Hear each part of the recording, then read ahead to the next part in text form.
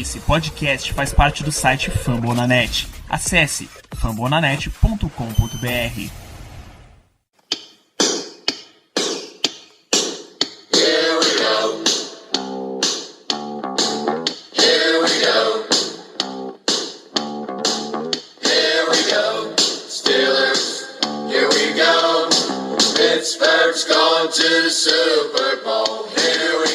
Pessoal, estamos começando mais um Black Yellow Brasil Podcast, o episódio 52 do seu podcast falando do Steelers, aqui no fambonanet.com.br. Sou Danilo e mais uma semana serei o seu host. Para fazer esse programa comigo, tenho a presença sempre ilustre de Ricardo Rezende. Como sempre, uma grande satisfação estar com todos aqui e principalmente acompanhado sozinho hoje da voz aveludada do Danilo. Muito bem, como vocês já devem ter adivinhado e lido no post e no seu agregador de podcast preferido, o tópico do programa de hoje é Steelers 26, Vikings 9, que claro que o apresentador aqui anotou 9-26, porque era assim que estava no site da NFL, mas enfim, vencemos o Vikings, primeiro jogo em casa na temporada regular, uma vitória relativamente tranquila, que acho que a gente pode colocar o fator principal dessa vitória no fato de que o Vikings veio sem o quarterback titular deles, que já era o reserva. Enfim, Sam Bradford se machucou perto do final da semana, não pôde entrar em campo contra os Steelers, e aí Case Keenum assumiu a peteca, e a gente viu o resultado, né? Exatamente. Teve essa bênção, podemos dizer, com o Case Keenum indo para o jogo. Até comentei no domingo, dessa maneira que os torcedores do Patriots se sentem, né, quando vão enfrentar um QB reserva de uma equipe muito boa, como é o time do Vikings. A gente deu essa sorte. Se com o Sam Bradford ele já era favorito, quando anunciaram o Case Keenum, era 2 vezes favorito, e isso foi totalmente reproduzido dentro de campo. O Vikings não teve a menor chance, durante a partida. Obviamente, a gente sabe como é que o Steelers faz esses jogos. Teve um pouco de emoção, mas a gente não pode também afirmar que em algum momento do jogo a vitória chegou a ser ameaçada. Desde o início, o Steelers administrou muito bem quando conseguiu abrir vantagem.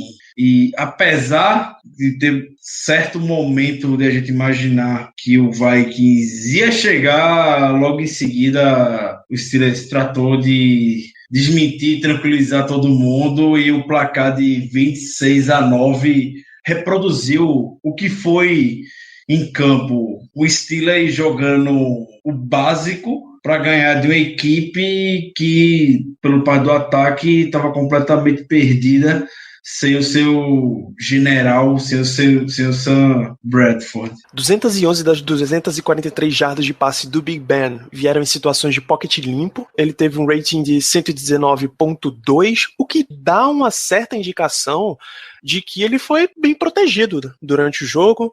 A gente tem estatística de QB hit. Foram 2 sacks do Everson Griffin e 4 QB hits adicionais do Vikings. 2 do Griffin, Linval Joseph e Daniel Hunter, ou seja, todos vieram da linha defensiva.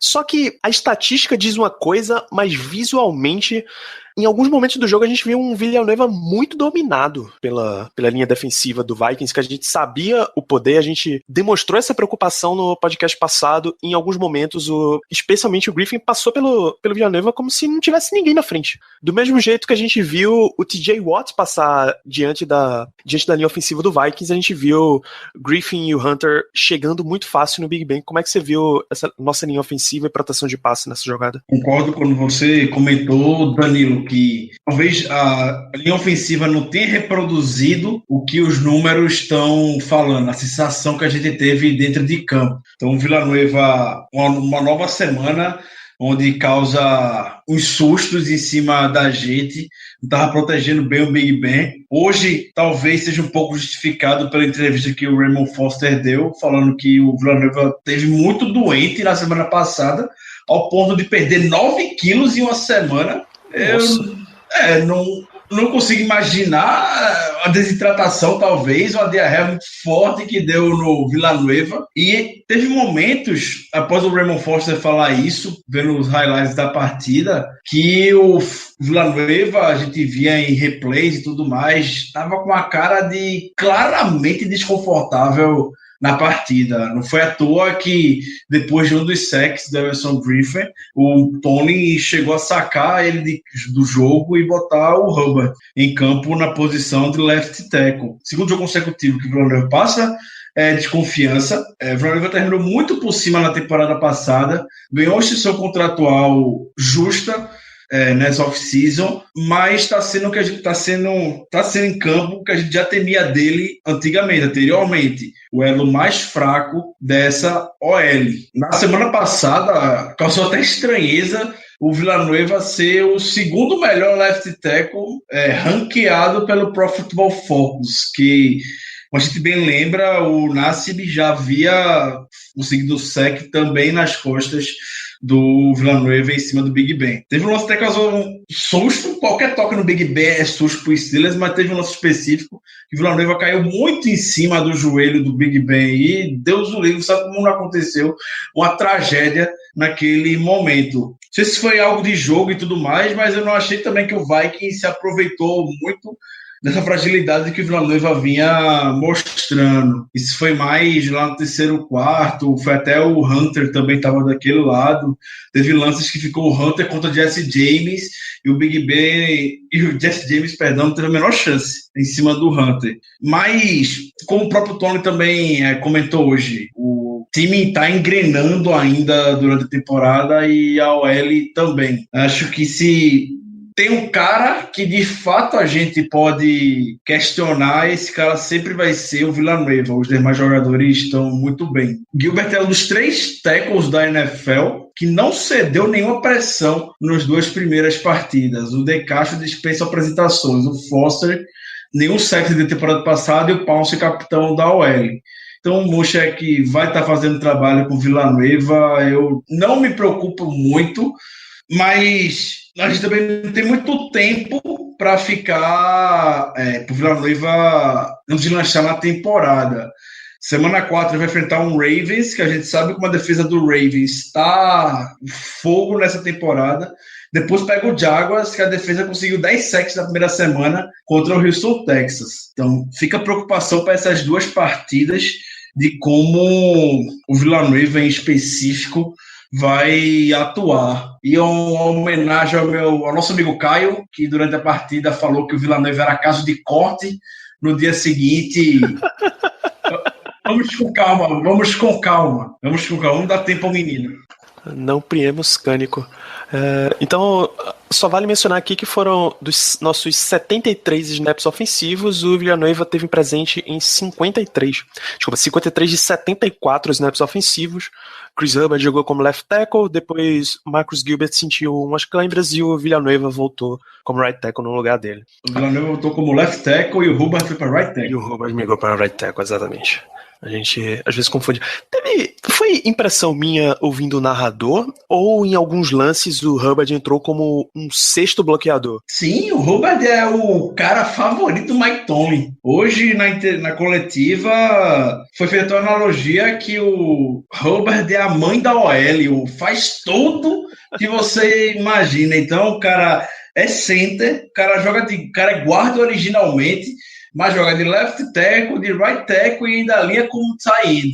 E é esse tipo de cara que Mike Tomlin é obcecado, que Mike Tomlin é completamente apaixonado. Então, a impressão ainda que deixou hoje, durante a coletiva, é que o Hubbard tem até possibilidade de começar no jogo no domingo, porque a lesão do Gilbert soou ser um pouco mais grave do que aparenta, mas não ao ponto de perder muito tempo na temporada, perder um jogo só e tudo mais. Seria uma pena, né? Como a gente viu, o Gilbert não cedeu pressão ainda na temporada passada. Nessa temporada, perdão. Vamos lá, um outro ponto digno de nota nesse jogo são 2 jogadores mencionados nominalmente pelo Mike Tomlin em entrevista. Ele falou que, se você observar tanto o Le'Veon Bell quanto o Martavis Bryant, em ambos os casos você ainda não tá vendo o produto final. O tempo que eles perderam de pré-temporada, de training camp, causou realmente a eles um pouco de perda de entrosamento, um pouquinho de perda de ritmo de jogo, e eles estão aos poucos voltando a esse ritmo, voltando a ter participações. Na semana passada, o Bell teve coisa de 15 carregadas, minha memória é bem ruimzinha para esse caso, mas nessa semana ele já subiu para 27 carregadas e 87 jardas, e o Martavis Bryant teve apenas 3 recepções em 4 passes para ele, mas foram 91 jardas e um touchdown, com a comemoração jogando dados incrível. Então, como é que você viu a volta especificamente desses dois jogadores a ritmo de jogo? O que o Mike Tomlin disse hoje na coletiva, nenhum dos dois ainda é um produto final nessa temporada. Então, o Bell estava completamente perdido na primeira semana contra o Browns, já teve um pouco mais de noção contra o Vikings, e por falta de tentativa também não foi. O Bell teve 27 tentativas de corrida. Então, se na semana 1 foram 10 corridas e ou ele ou o Mike Tomlin achou pouco, então vieram agora para reclamar por excesso, porque 27 toques na bola, até pro Bell, em termos de corrida, é um número bem razoável. E o jogo onde basicamente já estava ganho ao final do jogo, pelo terceiro quarto. Então, eu ainda vejo um OL que precisa ficar na mesma página do Bell. Também vejo méritos na defesa do Vikings, no front seven, que jogou muito bem, estava sempre muito bem postado dentro de campo, assim como foi o Browns na semana 1. Então tá fazendo aquele feijão com arroz muito básico, não perdia as jogadas em termos de corrida e tudo mais. E isso pro Bell. E o Bryant voltou a ser o alien que ele mesmo se intitula na partida. O Bryant é maravilhoso. Ver o Martavis Bryant correr essas rotas longas dá uma tesão no Big Ben. O Big Ben já fica feliz, já fica doido procurando o Bryant no fundo do campo. Foram 10 passes em profundidade que Big Ben lançou. E outra questão, porque falaram que ele lançou pouco passe profundo contra o Browns, e contra o Vikings já falaram que ele já lançou muito passe profundo. Eu achei que ele forçou muito contra o Vikings, mas pela primeira vez em muito tempo, parecia que era uma forçada ciente, porque teve nenhuma interceptação. Isso aí é muito bom ver por parte do Roethlisberger. E o Bell a gente já sabe que vai deslanchar, mas eu quero muito destacar a dimensão que o Bryant traz para esse ataque é de outro mundo, velho. O Brown, no domingo, foi anulado pelo Xavier Rhodes. O Rhodes estava muito bem. O Brown, apesar de ter saído do campo com 5 recepções, 62 jardas, nem pareceu diante do como o Rhodes conseguiu desempenhar tão bem em cima dele. Se a gente não tem Martavis Bryant, fosse depender, com todo o respeito dos wide receivers da temporada passada, ou se o coitado Kobe Hamilton, Wires, o Hayward Bay, ou seja lá quem for, lamento, mas não ia dar muito certo não o jogo. A gente ainda ia vencer, mas seria um cenário completamente diferente. O que o Bryant traz é muito forte para esse ataque. Tá doido. O Bryant é uma máquina de touchdowns. O Bryant tem 23 jogos na carreira e 17 touchdowns já. Era o cara que precisava, é o cara que finaliza a jogada. É o cara que... é o game changer que esse ataque precisa tanto, fora o Brown para ser uma válvula de escape para ele, e isso se mostrou muito bem no domingo. Bom, toda terça-feira durante a temporada regular ocorre o maravilhoso evento Tomlin Tuesdays, as entrevistas coletivas do Mike Tomlin, e lá é onde ele dá mais noção pra gente de um injury report. Quais são as novidades em termos de lesionados que a gente tem para essa semana, Ricardo? Muita gente ficou preocupada, obviamente, com o rookie e o melhor Watt da NFL, o TJ Watt, que saiu cedo da partida no domingo com uma lesão na virilha. Eu não acho que preocupe. A gente sabe que notícia ruim se espalha logo. E se até agora não surgiu nada, maiores detalhes sobre a lesão do Watt, então não deve preocupar. E o Tony comentou hoje que tem grandes chances dele jogar no domingo contra o Bears normalmente. O tweet, como vocês já sabem, na semana passada, o livramento que a gente ganhou, se imaginava ser uma lesão muito grave, e não foi nada disso, tem tudo para perder, só o jogo de fato contra o Vikings e volta no domingo contra o Bears. Eu, particularmente, continuaria indo com o Alualo na DL, mas o Alualo é um backup bem digno e Tuit voltar 100% saudável contra o Ravens na semana 4. Esses são os que têm possibilidade, segundo o Tony, mais possibilidade de jogar no domingo. Dois nomes que foram adicionados depois do jogo contra o Vikings. Marcus Gilbert e o Jess James. O James saiu durante a partida e voltou logo em seguida, está com a lesão no tornozelo. Você imagina que o Jesse James tenha voltado muito mais porque o Vince McDonald já não jogou com problema nas costas. Então, acho que o Jesse James foi um pouco no sacrifício e foi até limitado na partida em termos de produção mesmo. Acho que joga também no domingo, mas o Tony não deixou isso explícito. E o Gilbert também saiu machucado no domingo. Preocupa um pouco mais, não no longo prazo, mas pelo tom que o Tony falou, não parece estar muito otimista que ele vai ter condição para jogar contra a Chicago. Se não for, vai ser o Hubert, do mesmo jeito que foi contra o Vikings. Se o Gilbert tiver 90%, mesmo assim eu pouparia ele, porque a gente vai precisar muito do Gilbert contra o Ravens na próxima semana, na semana 4. Concordo plenamente. E aí tem o Vince McDonald, que está com a lesão nas costas, está sendo avaliado novamente durante a semana. Essa lesão do Vince McDonald foi muito do nada, foi em treinamento, perdeu o jogo contra o Vikings, não esperava por isso.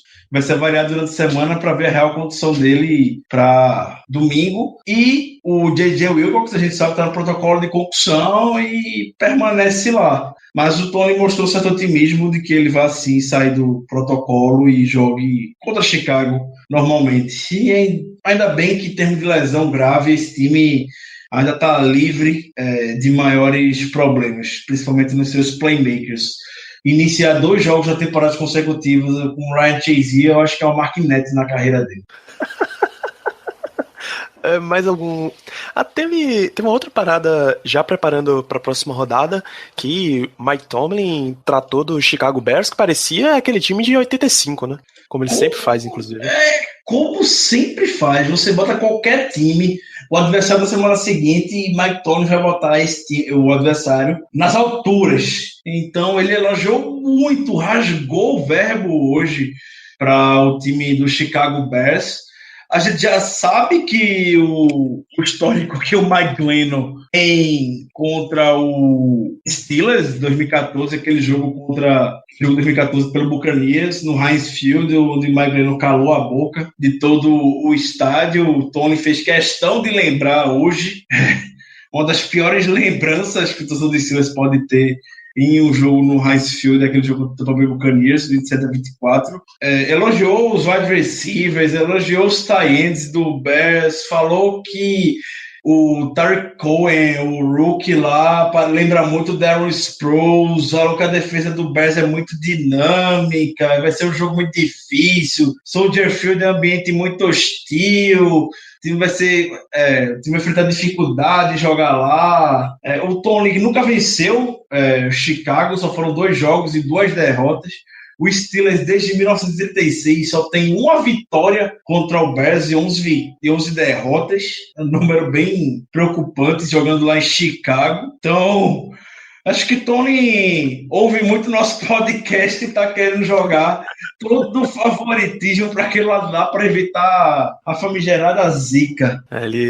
Eu recomendo, inclusive, Tomlin, eu sei que você está ouvindo esse programa, toda coletiva você já termina com: a partir de agora está vetada toda a zica, selo anti-zica passou, um grande abraço. Exatamente, porque todo mundo ficou chocado com o Mike Tomlin falando sobre o Chicago Bears hoje. É de outro mundo essas coletivas do Tomlin. Tem gente que acha elas completamente inúteis, eu gosto, eu amo a coletiva do Tomlin, porque ele não fala nada. Então, a gente só fica vendo para ver o Mike Tomlin fazer caras e bocas e ficar falando absurdos, como basicamente falar que o Mike Glennon é um QB, entre aspas, com muitas aspas, excepcional e que contém uma presença de pocket muito boa. A gente sabe que o Steelers, inclusive, foi atrás do Mike Glennon para ser backup, né? Houve interesse do Steelers, mas o que o Bears ofereceu para ele, mil perdões, o que o Bears ofereceu para ele não tem como não.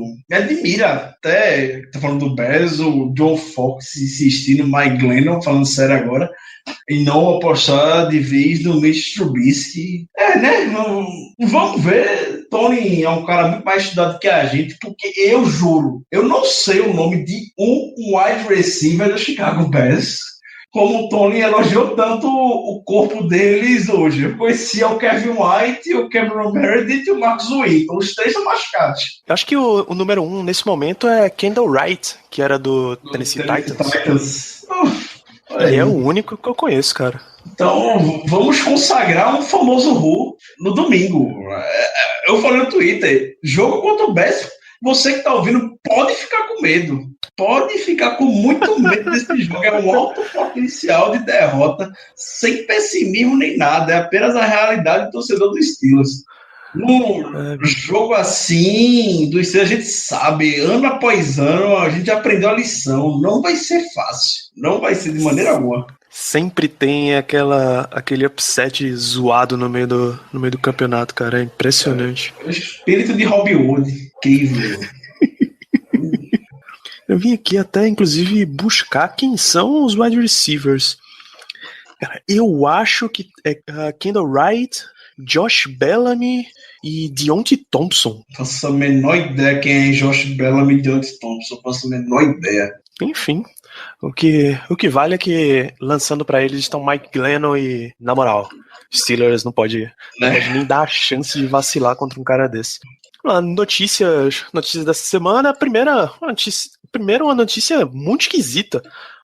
O Miami Dolphins tinha jogo esse final de semana e Lawrence Timmons, inside linebacker, jogava no Steelers até o ano passado, foi pra lá na free agency, simplesmente desapareceu. Não foi pro jogo, sumiu sem avisar ninguém e o Dolphins, em consequência, colocou ele com suspensão em definitivo. Caralho!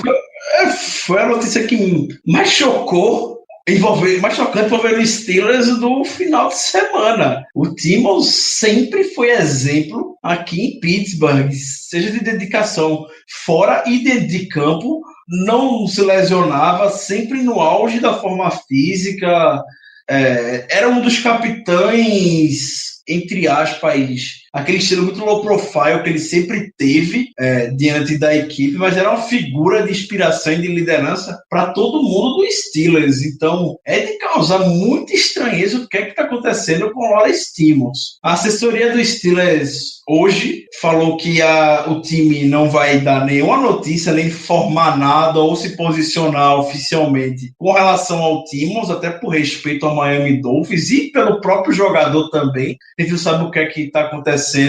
E recomendou que os jogadores não viessem em rede social ou dessem entrevista sobre o assunto. Os jogadores estão recomendados a não falar sobre isso. A gente sabe que Timmons, durante o furacão Irma, que atingiu Miami, atingiu a Flórida no geral, foi para Pittsburgh, junto com Paulsen, Marquise Paulsen e os irmãos. Senta jogar lá, jogador lá de Miami, foi visitar o irmão, tudo mais em Pittsburgh. O Timmons foi nas instalações de Steelers, entrou no vestiário, etc. A gente sabe disso. Teve contato com os jogadores. Timmons não é feito Bell, etc., que na hora ele ia tirar uma foto, postar nas redes sociais. Não, a gente sabe que não é do perfil do Timmons.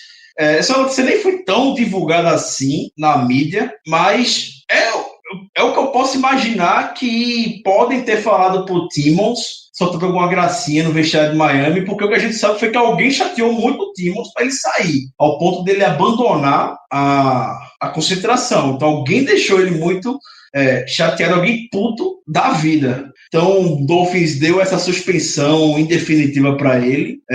Novamente, por respeito ao Dolphins, o Steelers não vai fazer nada. E se envolve, quando fala em fazer nada, não vai atrás dele para tentar seduzir ele de volta para vir jogar em Pittsburgh. Talvez seja o desejo que ele de fato queira. O Timmons sempre falou que queria encerrar a carreira em Pittsburgh, queria jogar sempre no Steelers, essa não renovação com a equipe pode ter mexido com a cabeça dele, chocado ele, e quando ele percebeu, semana 1, a primeira vez na minha carreira profissional, que eu não iria jogar pro Pittsburgh, eu iria jogar em um time feito o Dolphins, também pode ter mexido com a cabeça dele, e ele ter tomado alguma decisão muito precipitada. Mas é estranho, não é do perfil nem um pouco do Timmons esse tipo de coisa. Vamos lá, então, vamos fechando o programa. Já te pedi um pacote de 3 coisas. Tuas considerações finais, um matchup para Steelers e Bears, que um matchup interessante para ver no jogo, não precisa nem ser um que te preocupe, e o famoso preview de placar. A consideração final é para destacar que o Steelers mantém a maior série de vitórias ativas da NFL, já são 9 vitórias consecutivas, obviamente em temporada regular. A última derrota do Steelers ainda foi aquele fatídico jogo contra o Dallas Cowboys, não precisa nem lembrar, e depois daquele jogo teve jogo contra o Cleveland Browns, e desde então foram 9 vitórias, sendo 5 delas fora de casa e 4 no Heinz Field. Então os Steelers têm tudo para manter, sinceramente, essa sequência, por favor. O time tem pela frente Mike Glennon, Joe Flacco e Blake Bortles, antes de enfrentar Alex Smith e esse Chiefs. Então, para mim, mesmo o Ravens sendo essa defesa, o Steelers pode estender essa sequência de vitória muito bem. Outro destaque também, domingo, que a gente não chegou a comentar hoje, foram todas as homenagens completamente justas ao Dan Rooney, um dos jogos mais emocionantes que o Heinz Field já presenciou. Então, tava o Joe Green, tava o Franco Harris, Brett Keys, vários jogadores antigos do Steelers para participar desse show de homenagens. O NFL Filmes fez um vídeo sensacional explicando a história, trazendo a história do Dan Rooney, Big Ben e James Harrison com lágrimas nos olhos, levando a bandeira com o nome do Dan Rooney, entrando em campo, o Heinz Field pegando fogo, honrando toda a memória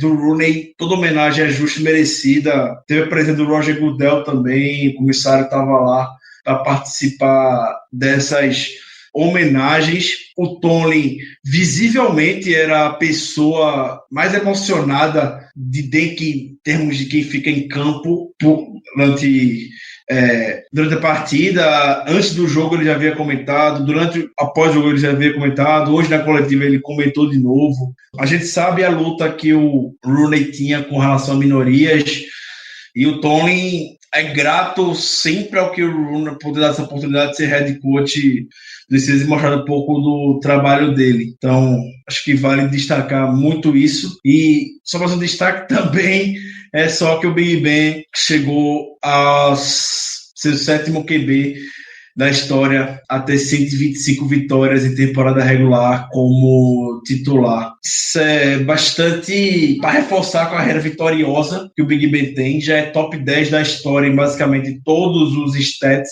de quarterback. Vitórias é uma lista muito seleta que ele faz parte, e incrivelmente ainda há muito debate entre Roethlisberger e Eli Manning de quem vai ser o primeiro deles a entrar no Hall da Fama. Eu, sinceramente, isso, tirando o clubismo de lado, Eli Manning nos últimos 100 jogos são 48 vitórias e 52 derrotas. Eu sei que Eli Manning tem 2 Super Bowls, respeito muito isso, mas não dá. Essa discussão Eli Manning e Roethlisberger, para mim, nunca teve cabimento. O pessoal foi comentando sobre quem vai ser o primeiro jogador a entrar no Hall da Fama. Essa questão do matchup do Chicago Bears, faz tanto tempo que eu não vejo o jogo do Bears, sendo bem sincero, mas acredito que for ver o matchup, vou ficar preocupado com esse rookie que ninguém tão conhecia, que é o Tariq Cohen. A gente lembra do que o Darren Sproles fez com a defesa dos Steelers pelo Eagles na temporada passada, e se o Tony já está preocupado falando que o Cohen tem o mesmo estilo do Sproles, então John Fox pode comandar uma equipe fraca ou equipe ruim, mas mal técnico eu não acho que ele seja. Então ele pode explorar esses passes curtos e usar a velocidade do coio, e a gente sabe como o Steelers sofre com o tie ends, e o Zach Miller é um tie end bem digno pelo lado do Bears. Então sim, ele pode causar alguns sustos na defesa do Steelers. Eu sinceramente não espero nem um pouco de dificuldade. Não tem nem para você parar e pensar onde é que o Steelers pode encontrar alguma dificuldade nesse jogo, novamente, com todo respeito ao time do Chicago Bears. Então, para mim, vai ser coisa de 30-10 esse jogo. Por favor, não dá para ter susto, não pode encontrar sustos contra esse time do Chicago Bears. Você para olhar, você fica pensando em alguém, até de nome, quem joga na equipe. Não tem. O Chicago Bears tá em fase de reconstrução. Não tem para onde esse jogo se complicar. Por favor. Muito bem. Aqui para as minhas considerações finais, uma notícia interessante, uma notícia fora do comum. Le'Veon Bell e Alejandro Villanueva estão no novo Call of Duty. Inclusive, a Activision fez uma lan house lá no Steelers, colocou todos os jogadores para jogar umas rodadinhas lá. Então, esse é o fato bizarro da semana relacionado com os Steelers. Um matchup legal que eu quero ver é com a linha defensiva do Chicago. Eu gosto com front seven, na verdade. Eu gosto do Akiem Hicks, Eddie Goldman é um bom nose tackle, o Leonard Floyd de outside, Danny Trevathan inside. Então eu gosto de ver esses caras. E vamos ver como é que, especialmente OL e jogo corrido, se sai nessa partida. Mas não imagino que vai ter grande dificuldade, não. Eu dou um palpite aí de uns 28-12, 28-13, uma coisa mais tranquila assim.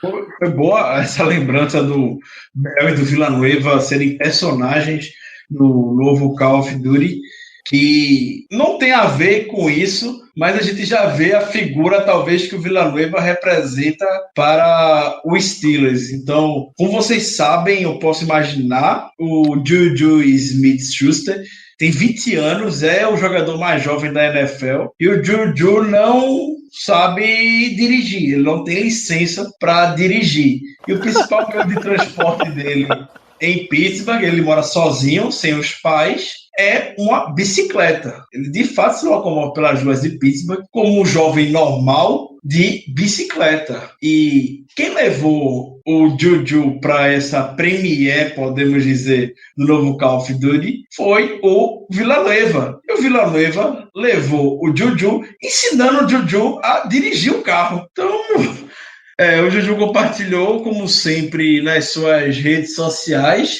Villanueva, que é um cara bem tiozão, bem na dele, ensinando o moleque a dirigir. Então, esse time do Steelers é espetacular. O Vince Williams até falou que não consegue se acostumar que vive ao redor de super estrelas. É sensacional. E Juju, potencial substituto ao Motes, como ao cargo de Marcos da NFL. Cada dia mais se reforça mais isso.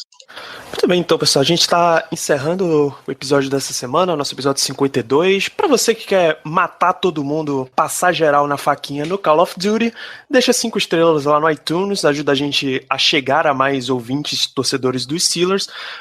Fica o lembrete para você acompanhar fambonanet.com.br/Black Yellow Brasil. O que mais relevante for rolando durante a semana sobre os Steelers você vai encontrar lá.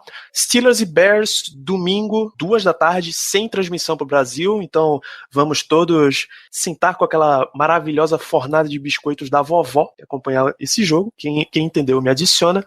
Assina o feed, tá aí no link, segue Black Yellow BR no Twitter, no Facebook, no Instagram, para ampliar essa cobertura, ter mais informações basicamente em tempo real. Um grande abraço para vocês e até a semana que vem. Yeah, you know what it is. Black and yellow, black and yellow, black and yellow, black and yellow. Yeah, you know what it is. Black and yellow, black and yellow, black and yellow, black and yellow. Yeah.